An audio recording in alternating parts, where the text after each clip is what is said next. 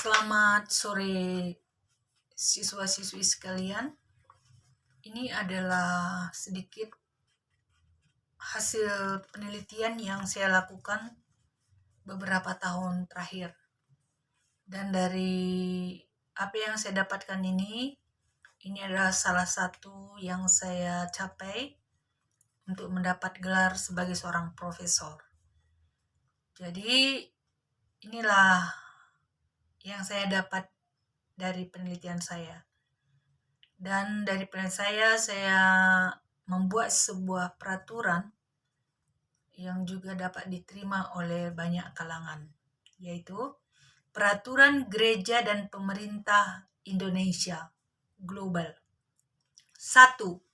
Menjalankan 10 perintah Allah. 2. Menjalankan 1 Timotius 3. 3. Menjalankan misi Roh Kudus. 4. Berumah tangga hanya sekali untuk ke surga. 5. Tidak boleh berhubungan seks sebelum diberkati di gereja. 6. Tidak boleh berhubungan seks atau kawin dengan sesama jenis kelamin. 7. Tidak boleh merokok, tidak boleh ngedrugs, tidak boleh bertato, tidak boleh minum minuman keras, tidak boleh selingkuh, tidak boleh berjudi. 8. Tidak boleh melakukan kekerasan atau memukul.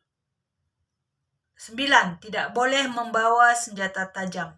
10. Tidak boleh memasuki rumah seseorang dengan tujuan meneror atau melakukan keributan. 11. Tidak boleh korupsi. 12. Tidak boleh memfitnah. 13. Tidak boleh berhubungan seks dengan bebas dengan anak-anak remaja atau pemudi dengan sembarangan, baik di internet, di kafe, atau di mana saja.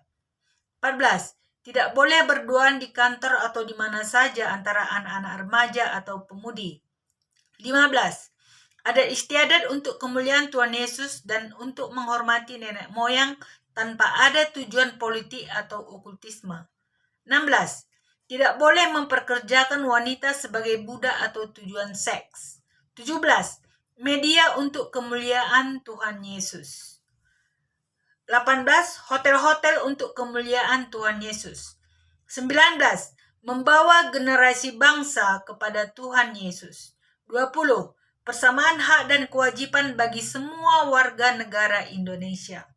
21.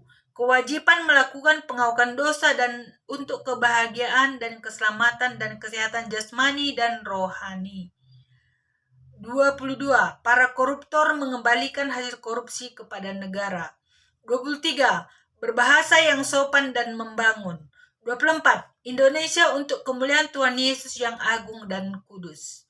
25. Berpakaian yang rapi dan sopan. 26. Mengkonsumsi makanan yang sehat dan bergizi. 27. Tuhan Yesus memegang kekuasaan tertinggi di bumi dan di surga.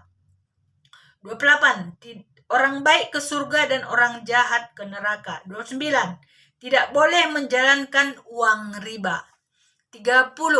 Para koruptor harus mengembalikan hasil korupsi kepada negara.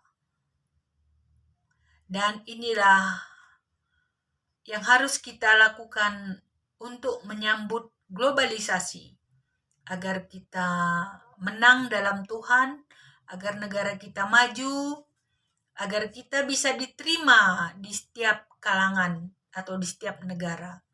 Saya yakin jika kita melakukan hal-hal yang baik ini, negara kita akan menjadi negara yang maju dan setaraf dengan negara superpower yaitu Amerika. Salam dari saya, Profesor Rahulina Tarigan, the Global Research President Committee. Thank you. Jesus bless.